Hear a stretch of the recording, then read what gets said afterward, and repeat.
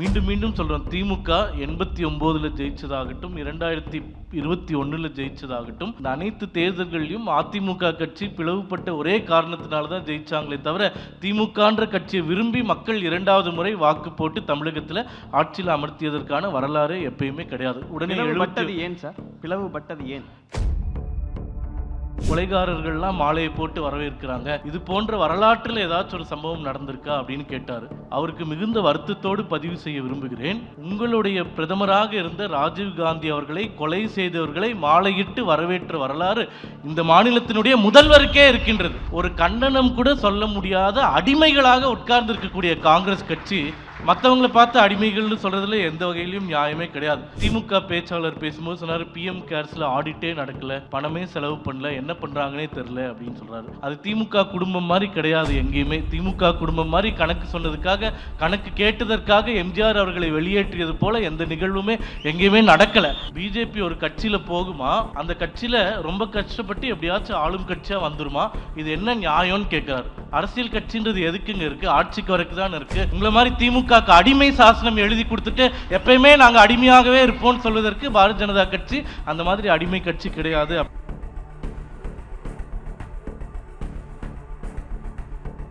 The debates for the people. Title sponsor Best Money Gold. Powered by CALS Believe in Better. Doctor ஸ்ரீவமாஸ் wellness. உங்க தங்க நகைய வேற எங்கும் கிடைக்காத அதிக விலைக்கு விற்பனை செய்ய பெஸ்ட் மணி கோல்டுக்கு வாங்க. உங்கள் வளர்ச்சி எங்கள் மகிழ்ச்சி. ஆயுர்வேதம் ஒரு பொக்கிஷம், நம் ஆயுள் நீட்டக்கும் அற்புதம். Doctor Srivarma's. CALS Renewable Energy. Believe in Better. பொதுவாக திமுக கூட்டணியில் இருக்கக்கூடியவர்கள் எல்லாருக்குமே தலைப்பை பற்றி பேசாமல் பிஜேபியை பற்றி மட்டுமே பேசுறதுன்றது வாடிக்கை. ஆனால் தமிழக மக்கள் எல்லாருமே பிஜேபியை பற்றியே நினச்சிட்டு இருக்காங்க இவங்களை போலவே அப்படின்னு நினச்சிங்கன்னா அது தவறு.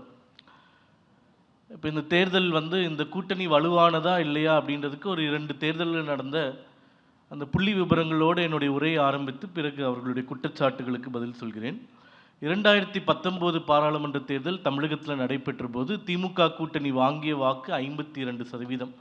கமலஹாசன் கட்சி தனியாக போட்டிட்டு 4%. அப்போது கமலஹாசன் கூட்டணியும் திமுக கூட்டணியும் 2019 வாங்கிய வாக்குகள் 56%. இதே 2024 5 ஆண்டுகளுக்கு பிறகு நடைபெற்ற பாராளுமன்ற தேர்தலில் இந்த கூட்டணியும் கமலஹாசன் அவர்களுடைய கட்சியும் சேர்ந்து வாங்கிய வாக்குகள் 46% தான். 10% வாக்குகள் குறைந்து விட்டது ஒரு தேர்தலுக்குள்ள. அதே போன்று 2021 சட்டமன்ற தேர்தல் நடைபெறும் போது 10 ஆண்டு காலம் அதிமுக ஆட்சி, ஜெயலலிதா அம்மையார் போன்ற மிகப்பெரிய ஆளுமை இறந்து விட்டார், அதிமுக என்கின்ற கட்சி பிரிந்து விட்டது. இவ்வளோ கடினமான சூழ்நிலையில் கூட 2019 தேர்தலில் நாங்கள் இவ்வளோ இடங்களை ஜெயித்தோம், 2021 200 இடங்களை ஜெயிப்போம் அப்படின்னு சொல்லிட்டு இருந்த கட்சியால் வெறும் 160 இடங்கள் தான் ஜெயிக்க முடிந்தது அப்படின்றது தான் வரலாறு. அதிமுக கூட்டணி 66 இடங்களிலும் அதிமுக கூட்டணியோடு சேர்த்து 75 இடங்களும் வென்று ஒரு வலிமையான எதிர்த்தரப்பாக நாங்கள் உட்கார்ந்தோம் என்பதும் வரலாறு. அப்போது 2021 தேர்தலையும் 2026 தேர்தலையும் என்ன வித்தியாசம்? முதல்ல பேசின கோவை சத்தியன் அவர்கள் சொன்னது போல் 3 லட்சம் வாக்குகளில் 45 இடங்களில் வெல்ல முடியாமல் அதிமுக எதிர்க்கட்சியாக அமர்ந்தது அப்படின்னு சொன்னது போல் அந்த 3 லட்சம் வாக்குகள் தான் வித்தியாசம். ஆனால் 2021 டிடிவி தினகரன் அவர்கள் வாங்கிய வாக்குகள் மட்டுமே 10 லட்சம் வாக்குகள், 2,16,000 வாக்குகள் வித்தியாசம் தான் தோத்ததே. அப்போது டிடிவி தினகரன் அவர்களுடைய கட்சி வாங்கிய வாக்குகள் மட்டுமே 10 லட்சம் வாக்குகள். எல்லாருக்கும் ஞாபகம் இருக்குமான்னு தெரியல, 2021 தேர்தலில் தேமுதிக கூட தனியாக தான் நின்றது. தேமுதிக வாங்கிய வாக்குகள், அப்போது பிரிந்திருந்த வாக்குகள், இது எல்லாமே கணக்கு போட்டிங்கன்னா 2021 தேர்தல் ஸ்டேட்டஸ்க்கு அப்படியே இன்னைக்கு வச்சிங்கன்னா கூட எங்கள் கூட்டணி தான் வெற்றிகரமான கூட்டணியாக இருக்கும் அப்படின்றது கணக்கு. ஆட்சி அதில் செஞ்ச திட்டங்கள் அதெல்லாம் பார்த்து மாறாது. ஐயோ தப்பு. திமுக வரலாறு நெடுங்க ஒரு முறை ஆட்சி செய்துவிட்டு அடுத்த முறை தோற்றது மட்டும்தான் வரலாறு. என்றைக்குமே ஜெயிச்சதுக்கான வரலாறு அவங்களுக்கு இல்லவே இல்லை. அது போக இந்த 5 ஆண்டு காலம் இவ்வளவு மோசமாக தமிழகமே கண்டிராத ஒரு மிக மோசமான ஆட்சியை கொடுத்து விட்டால் அந்த வாக்குகள்லேருந்து ஒரு 10-20% குறைந்துதான் போகுமே தவிர அதிகரிக்கிறதுக்கான வாய்ப்புகளே கிடையாது. மீண்டும் மீண்டும் சொல்கிறோம், திமுக 89ல் ஜெயிச்சதாகட்டும், 2021 ஜெயிச்சதாகட்டும், இந்த அனைத்து தேர்தல்கள்லையும் அதிமுக கட்சி பிளவுபட்ட ஒரே காரணத்தினால தான் ஜெயிச்சாங்களே தவிர திமுகன்ற கட்சியை விரும்பி மக்கள் 2வது முறை வாக்கு போட்டு தமிழகத்தில் ஆட்சியில் அமர்த்தியதற்கான வரலாறு எப்பயுமே கிடையாது. உடனே ஏன் சார் உடனே பிளவுபட்டது ஏன்? பிளவுபட்டது அவங்களுக்குள்ள இருக்கக்கூடிய பிரச்சனை, மற்ற பிரச்சனைகள். 89லையும் பாஜகவால் தான் பிளவுபட்டதுன்னு சொல்ல முடியாது. இப்போ இது சொல்லும்போது சொல்லுவாங்க 71ல் நாங்கள் 2வது முறை ஜெயிச்சோமே அப்படின்னு சொல்லுவாங்க. 71 கதையை போய் எடுத்து பார்த்தீங்கன்னா இந்திரா காங்கிரஸ், ஸ்தாபன காங்கிரஸ்ன்னு பிரிந்து காங்கிரஸ் கட்சியே போட்டியிடாத ஒரு தேர்தலில் ஜெயிச்சாங்களே தவிர திமுகவிற்கு தமிழகத்தில் நாங்கள் தான் எல்லாமே, நாங்கள் தான் வலிமையான கட்சி, தமிழகத்தையே நாங்கள் தான் கட்டி அமைச்சோன்னு இவ்வளவு பரப்புரை செய்யக்கூடிய திமுக கட்சியை தமிழர்கள் ஒருபோதும் 2வது முறை ஆட்சி கட்டிலில் அமர்த்தியதே கிடையாது கிடையாது கிடையாது. அதுதான் வரலாறு. அதை நீங்கள் யார் நினைச்சாலும் மாற்றவே முடியாது. தமிழ்நாட்டில் பாஜக கூட்டணி ஆட்சி அமைத்த வரலாறு ஏதாவது நிச்சயமா கிடையாது. நாங்கள் பிஜேபி தமிழகத்தில் இல்லை தான் இருந்தோம்னு நாங்கள் சொல்லலை. இப்போ காங்கிரஸ் சகோதரர் சொன்னார் கொலைகாரர்கள்லாம் வந்து சார், அதுக்கு முன்னாடி எப்படி ஒரு வாரத்துக்குள்ள இப்படி ஒரு கூட்டணி அமைச்சிங்க? அதுக்கு பதில் சொல்லணும். அங்கே பேசும்போது சொன்னாங்க அன்புமணி ராமதாஸ் அவர்களை மிரட்டினார்கள், உருட்டினார்கள் அப்படின்னு சொல்கிறாங்க. என்னமோ இவங்க கூட்டணியில் 10 வருஷமாக வச்சுட்டு இருந்த மாதிரி 2014, 19, 21, 24, 26, 2014 எல்லா தேர்தலையும் பாமகவும் பாஜகவும் ஒன்றா தான் போட்டி போடுது. இதில் புதுசாக மிரட்டுவதற்கு என்ன இருக்குது? லாஜிக்கே புரியல. வேற கூட்டணியிலிருந்து வந்தால் பரவாயில்ல, ஒன்றா இருக்கக்கூடிய கூட்டணிகள் ஒன்றா போட்டி போடுறதுல என்ன மிரட்டல் இருக்க முடியுன்றது அவங்க யூகத்துக்கே விட்டுடுறேன். இப்போ என்னுடைய அருமை சகோதரர் புகாரி பேசும்போது கவுண்ட் பண்ணிட்டே இருந்த ஒரே நிமிஷம் இல்லை உங்க கூட திடீர்னு வந்திருக்காரு. இல்லை இந்த கூட்டணியை பார்த்து பயமா அப்படின்னு புகாரி சார் 6 தடவை சொன்னார்.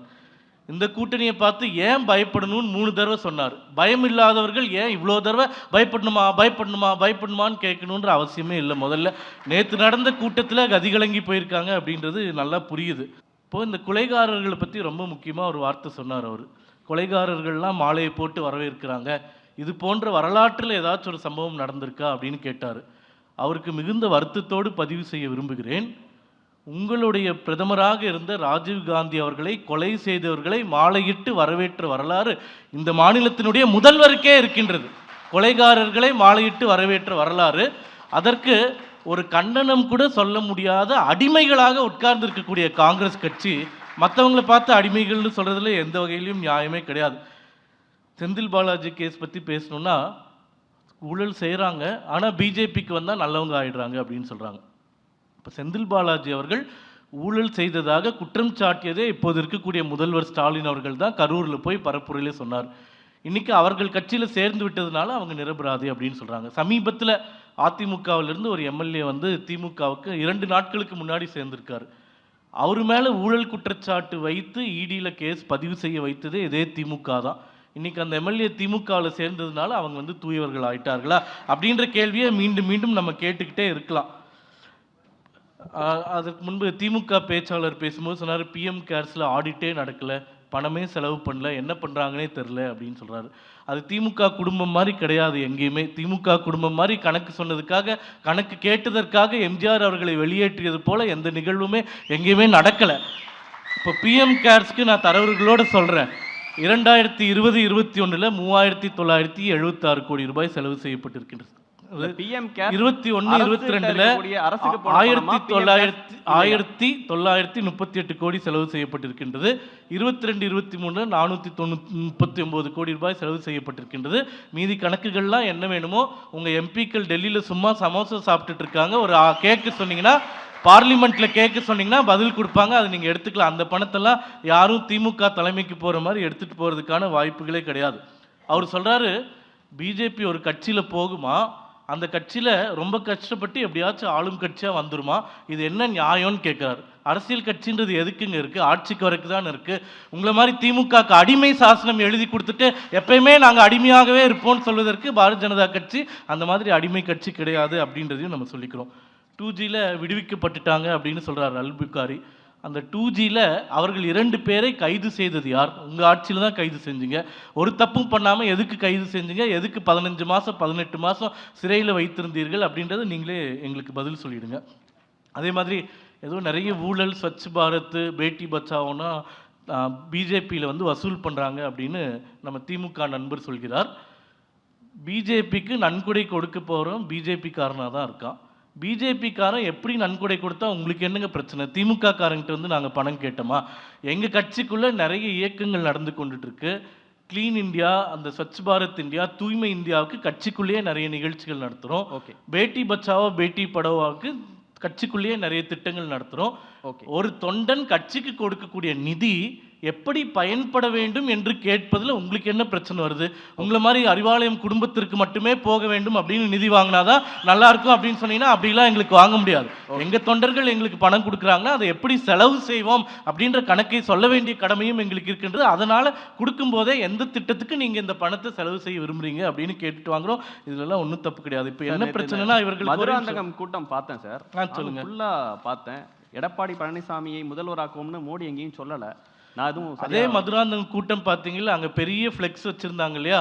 மோடி அவர்களுக்கு இணையான கட் அவுட் யாருக்கு வைத்திருந்தார்கள்னா எடப்பாடி பழனிசாமி அவர்களுக்கு தான் வைத்திருந்தாங்க.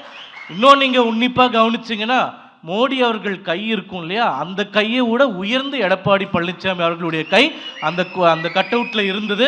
அப்போ தமிழகத்தினுடைய தலைவர் இந்த கூட்டணிக்கு தமிழகத்தினுடைய அடுத்த முதலமைச்சர் வேட்பாளர் மட்டுமில்ல, அடுத்த முதலமைச்சரும் எடப்பாடி பழனிசாமி அவர்கள் தான் அப்படின்றதுல உங்களுக்கு எந்த சந்தேகமும் வேண்டாம். அதான் நான் சொல்றேனே. ஒரே கூட்டணி ஆட்சி சந்தேகத்தை முடிச்சிருங்க. என்டிஏ ஆட்சியா பதில் சொல்றேன். இப்போ திமுகவுக்கு என்ன பிரச்சனை? முதல்ல அதிமுகவும் பிஜேபியும் சேரவே மாட்டாங்க அப்படின்னு முதல்வர் சொல்லிட்டே இருந்தார். அது நடந்துருச்சு. அதுக்கப்புறம் முதல்வர் சொன்னார் இந்த கூட்டணிக்கு வேற எந்த கட்சியுமே வரமாட்டாங்க அப்படின்னு சொன்னாங்க. நேற்று மேடையில் பார்த்தீங்க எவ்வளோ கட்சிகள் வந்துருச்சு அப்படின்னு சொல்லிட்டு. அடுத்தது என்ன? இந்த கூட்டணி ஜெயிக்காதுன்னு சொல்கிறாரு, ஜெயிக்க போகிறோம், அவ்வளோதான். இதில் ஒன்றும் வித்தியாசம் இல்லை. ஆனால் நான் கேட்கக்கூடிய கேள்வி என்னென்னா, இப்போ அவர் சொல்கிறார் இல்லையா, திமுக பேச்சாளர் சொன்னார் காங்கிரஸ்லேருந்து டெல்லிக்கு போனவங்களெல்லாம் மண்டையில் கொட்டி திமுக கூட்டணின்னு சொல்லி அனுப்பிச்சாங்களாம். நான் என்ன கேட்குறேன், திமுகவோட தான் கூட்டணி இருக்கணும்னு சொல்கிறதுக்கு தமிழ்நாட்டிலே வந்து கொட்டலாமே, எதுக்கு டெல்லியில் கூப்பிட்டு 43 பேர்கிட்ட கருத்து கேட்டுட்டு அதுக்கப்புறமா மண்டையில் கொட்டுறீங்க? முதல்ல உங்கள் கூட்டணி உறுதியாக இருக்கா இல்லையான்றது உங்களுக்கே தெரியல. நான் என்ன கேட்குறேன், திமுகவோடு தான் கூட்டணி என்று தலைமை உறுதியாக இருந்தால் காங்கிரஸ் தலைமை எதற்காக 43 பேரை டெல்லிக்கு கூப்பிட்டு காங்கிரஸில் உச்சபட்ச பொறுப்பில் இருக்கக்கூடிய கார்கே அவர்களும் ராகுல் காந்தி அவர்களும் 4 மணி நேரம் செலவிட்டு ஒவ்வொருத்தர்கிட்ட கருத்து கேட்குறாங்கன்னா திமுகவை விட்டுட்டு போகலாம் அப்படின்ற ஒரு ஐடியாவும் அவர்களுக்கு இருக்கு அப்படின்றது தான் அர்த்தம். அப்படி போயிட்டாங்கன்னா திமுக வந்து எதிர்கட்சி அந்தஸ்து கூட வர முடியாது அப்படின்றதுனால தான் சமீபத்தில் ஒரு நாளிதழில் ஒரு செய்தி வந்தது, நீங்கள் எங்களோட கூட்டணியிலே இருங்க, உங்களுக்கு அஸ்ஸாம் தேர்தலுக்கு தேவையான அனைத்து பணத்தையும் நாங்கள் கொடுத்துடுறோம் அப்படின்னு சொல்லிட்டு காங்கிரஸும் திமுக காலில் விழுது, திமுகவும் காங்கிரஸ் காலில் விழுது. ஏனென்றால் இவர்கள் 2 பேரும் ஒன்றாக இல்லை என்றால் அடுத்து வரக்கூடிய தேர்தலில் எதிர்கட்சி அந்தஸ்து கிடைக்காது அப்படின்னு சொல்லிட்டு ஸ்டாலின் அவர்கள் பயப்படுகிறார். வேற ஒன்றும் கிடையாது. இப்போ 2011 வந்த மாதிரி திமுகவுக்கு என்ன பயம்னா மீண்டும் ஆட்சிக்கு வரப்போறதில்லை அப்படின்றது அவங்களுக்கு தெரிஞ்சு போச்சு. அப்போ குறைந்தபட்சம் எதிர்க்கட்சி அந்தஸ்து வேணும் இல்லையா, அதனால் அந்த கூட்டணியை ஒட்டி வைத்துக் கொள்வதற்கு அவர்கள் கடுமையாக முயற்சி செய்து கொண்டிருக்கிறார்கள். ஆனால் காங்கிரஸ் தலைமை என்ன முடிவு செய்யும் அப்படின்றது நம்மளுக்கு தெரியல. இப்போ உறுதியாக ஒன்னே ஒன்று கேட்கிறேன், நீங்கள் 9 வருடமா கூட்டணியில் இருக்குன்னு சொல்றீங்க, ரொம்ப வலிமையான கூட்டணின்னு சொல்றீங்க. எங்களை மாதிரி கூட்டணி இந்தியாவில் மட்டும் இல்லை இந்த உலகத்திலேயே இல்லைன்னு சொல்றீங்க. ஆனால் தமிழகத்தில் தேர்தல் பரப்புரையில் முதல் கூட்டத்தை நடத்திய கூட்டணி யாருன்னு கேட்டிங்கன்னா அது வரலாற்றிலே எழுதி வச்சுக்கலாம். எங்களுடைய பாரதிய ஜனதா கட்சி, அதிமுக உள்ளிட்ட தேசிய ஜனநாயக கூட்டணி தான். தேர்தலுக்கு நாங்கள் ஏற்கனவே வேலையை ஆரம்பித்து முதல் கூட்டத்தையும் போட்டு அனைத்து தலைவர்களையும் வைத்து மக்களை சந்திக்க போயிட்டோம். இப்போ தான் நீங்கள் கூட்டணிக்குள்ளே யார் இருக்காங்க இல்லை யாருக்கு எவ்வளோ பிரச்சனை அப்படின்ற பிரச்சனையை நீங்கள் பேசிகிட்டு இருக்கீங்க. இப்போ என்ன பிரச்சனைனா, இன்னும் இவர்களுக்கு பயம் என்னவென்றால், நேற்று மேடையில் இவ்வளோ கட்சிகள் இருந்தாங்க, இன்னும் வெளியில் இருக்கக்கூடிய தேமுதிக, புதிய தமிழகம் உள்ளிட்ட பல கட்சிகள், ஓபிஎஸ் போன்றவர்கள் இந்த கூட்டணியில் வந்துட்டாங்கன்னா ஒரேடியாக நம்மளுக்கு ஒரு வழியுமே இல்லையே, காலி ஆகிடுமேன்னு சொல்லிட்டு இப்போ என்ன சொல்ல ஆரம்பிச்சிட்டாங்கன்னா, இவங்களாம் வந்துட்டாங்களே தேமுதிக வந்துட்டாங்களா, நாளைக்கு தேமுதிக வந்ததுக்கப்புறம் இவங்க வந்துட்டாங்களே புதிய தமிழகம் வருவாங்களா, இப்படின்னு ஒன்னொன்னும் எங்களை பார்த்து பயந்து பயந்து பேசிக்கொண்டு இருக்கக்கூடிய ஸ்டேட்மெண்ட்ஸ் தான் அங்கே பார்க்குறோமே தவிர இறுதியாக ஒரே ஒரு கருத்து தான். நாங்க வந்து திமுக தான் 200 இடத்துல ஜெயிக்கும், கண்ணு கெட்டிய தூரம் வரைக்கும் எதிரிகளே இல்லை என்று சொல்லி கொண்டிருந்த திரு முதலமைச்சர் மு.க. ஸ்டாலின் அவர்களும் திமுகவினரும் நேற்று ஒரே ஒரு கூட்டம் தான், அந்த கூட்டத்தினால் அவர்கள் கண்களில் பயம் தெரிகிறது. மே மாதம் ஆட்சியும் மாறும், இவர்கள் எதிர்க்கட்சியாக கூட உட்காராத ஒரு மிகப்பெரிய சவுக்கடியை மக்கள் கொடுப்பார்கள் என்பதில் எந்த மாற்று கருத்தும் இல்லை. நன்றி, வணக்கம். ஓகே, கேள்வி உள்ள போல உங்க காதுல கூட்டணி ஆட்சியா அதிமுக ஆட்சியான்னு இன்னும் அப்படியே வரீங்க, கேள்விக்கு பதில் சொல்லாம. மக்கள் புரிஞ்சுப்பாங்க, எல்லாரும் பார்த்துட்டு இருக்காங்க, சிரிக்கிறாங்க. ஓகே, ஷானவாஸ் அவர்கள். கடைசியில் ஏதோ சொன்னார், தமிழின துரோகி அப்படின்னு ஏதோ சொன்னார். 1.5 லட்சம் தமிழர்களை ஸ்ரீலங்காவில் கொன்று அது நடந்து கொண்டு இருக்கும்போது அமைச்சரவையில் எத்தனை இடம் வாங்கணும்னு சொல்லிட்டு டெல்லிக்கு போன தலைவர்களை கொண்ட இயக்கத்தின் வழி வந்தவர்கள் தமிழின துரோகத்தை பற்றி பேசாமல் இருக்கிறதே சாலச் சிறந்ததாக இருக்கும். இப்போ ஏதோ பள்ளிக்கூடத்தை பற்றி சொன்னார், 10,000 வகுப்பறைகள் கட்டிவிட்டோம் அப்படின்னு சொல்லிட்டு. கடந்த மாதம் திருவள்ளூர் கொண்டாபுரம் அரசு பள்ளியில் படித்து கொண்டிருந்த மாணவர் சாப்பிட்டுட்டு இருக்கும்போது பள்ளி சுவர் இடிந்து விழுந்து இறந்து போய்விட்டான். 7ஆம் வகுப்பு படிக்கக்கூடிய ஒரு மாணவன். முதல்ல நடக்குதா? திருநெல்வேலியில் ஏற்கனவே 4 பிள்ளைங்க இதே மாதிரி படிச்சுட்டு இருக்கும்போது கிளாஸ் ரூம் இருக்கும்போது சுவர் இடிந்து இறந்து விட்டார்கள். இந்த பள்ளிக்கூடம் திறந்தோன்னு சொல்கிறாங்க இல்லையா, வகுப்பறைகள் கட்டணும்னு சொன்னாங்க இல்லையா, செப்டம்பர் 2023 திருச்சி துறையூரில் முதல்வர் ஸ்டாலின் அவர்கள் ஒரு பள்ளிக்கூடத்தில் வகுப்பறையை திறந்து வைக்கிறார். ஒரே வருஷம்தான் அந்த செவுறு அப்படியே இடிஞ்சு விழுந்துருச்சு. எந்த பள்ளிக்கூடத்தினுடைய வகுப்பறையை முதல்வர் ஸ்டாலின் அவர்கள் திறந்து வைத்தாரோ அந்த வகுப்பறையினுடைய சுவர் இடிந்து விழுந்து விட்டது அப்படின்றதையும் நம்ம சொல்லிக்கிறோம். அப்போ அந்த 10,000 பள்ளிக்கூடத்தில் கட்டக்கூடிய வகுப்பறைகளுடைய லட்சணமும் எப்படி இருக்கும் அப்படின்றதும் நீங்கள் பார்த்துக்கோங்க. அதே மாதிரி பள்ளிக்கூடத்தில் அப்படி பண்ணிட்டோம் இப்படி பண்ணிட்டோன்றாங்க. 36,000 அரசு பள்ளிகள் தமிழகத்தில் இருக்குது. அதில் 8,500 பள்ளிகளுக்கு முதல்வர்களே இல்லை. இப்படிப்பட்ட ஒரு ஆட்சியை நடத்திட்டு நீங்கள் மற்றவங்களை குறை சொல்கிறது மிக மிக விசித்திரமாக இருக்கின்றது. அப்படி அதே மாதிரி தான் ஷானவாஸ் அண்ணா கேட்டார், நீட்டை எதிர்ப்பீங்களா பிஜேபி என்ன சொல்லுவீங்கன்னு கேட்டாங்க. நான் சொல்கிறேன், வெட்கமே இன்றி நாங்கள் ஆட்சி அமைத்தால் முதல் கையெழுத்து நீட் ஒழிப்புன்னு சொல்லிட்டு ஆட்சியில் வந்து உக்காந்துட்டு இன்னைக்கு எங்களை பார்த்து நீட் ஒழிப்பீங்கன்னு கேட்குறீங்கன்னா அப்புறம் எதுக்கு நீங்கள் ஆட்சிக்கு வந்தீங்க? நீங்கள் தானே சொன்னீங்க முதல் கையெழுத்தில் நீட்டை ஒழிப்போன்னு சொல்லிட்டு ஒழிக்க முடிஞ்சதா? அப்போ மக்கள்கிட்ட பொய் சொன்னோம் அப்படின்றத நீங்கள் ஒத்துக்கணும். அதே மாதிரி ஊழலில் பிஜேபியில் இவ்வளோ ஊழல் பண்ணிட்டாங்க, நடவடிக்கை எடுத்தீங்களா அப்படின்னு கேட்டீங்க. கடந்த அதிமுக ஆட்சி நடைபெறும் போது உங்களுடைய முதல்வர் ஸ்டாலின் அவர்கள் தான் ஃபைலாக எடுத்துகிட்டு போய் கவர்னர்கிட்ட அதிமுக ஆட்சியில் இவ்வளோ ஊழல் பண்ணிட்டாங்க, அவ்வளோ ஊழல் பண்ணிட்டாங்க, இந்த அமைச்சர்கள் இவ்வளோ ஊழல் பண்ணிட்டாங்கன்னு கம்ப்ளைண்ட் வாசிச்சுட்டே இருந்தீங்கல்ல. இன்றைக்கி 5 ஆண்டு காலம் ஆட்சி முடிய போகிறது. ஒரே ஒரு அதிமுக அமைச்சரையாச்சும் நீங்கள் வந்து தண்டிக்க வேண்டாம். ஒரே ஒரு நாள் ஊழல் செஞ்சாருன்னு உங்களால் ஜெயிலில் வைக்க முடிஞ்சுதா? அப்போ நீங்கள் சொன்ன எல்லாமே பொய்ன்றது உறுதி ஆகிடுது இல்லையா? நீங்கள் பேசிய அனைத்துமே பொய் அப்படின்றது உறுதி ஆகிவிடுகின்றது. அதில் எந்த மாற்று கருத்தும் இல்லை. முதல் சுற்றில் புகாரி அண்ணன் வந்து அருமையாக ஒரு கேள்வி கேட்டார். பிஜேபியும் காங்கிரஸும் தனியாக தமிழகத்தில் நிற்கக்கூடிய நிலைமை ஒரு நாள் வரும், அப்போ பார்த்துக்கலான்னாரு. 2014 அதே போன்ற ஒரு நிலைமை வந்தது. 2014 காங்கிரஸ் கட்சி தனியாக 39 பாராளுமன்ற இடத்துல நின்றுது. அதில் 38 தொகுதியில் டெபாசிட் காலி. ஒரே ஒரு இடத்துல தான் டெபாசிட்டே மிச்சப்படுத்தினாங்க, அது கன்னியாகுமரி தொகுதி. அதே ஆண்டு நடைபெற்ற தேர்தலில் பாரதிய ஜனதா கட்சி ஒரு மிகப்பெரிய வலிமையான கூட்டணியை அமைத்து 2 MP இடங்களை திமுக கூட அந்த தேர்தலில் 0 இடங்கள் தான் வென்றது.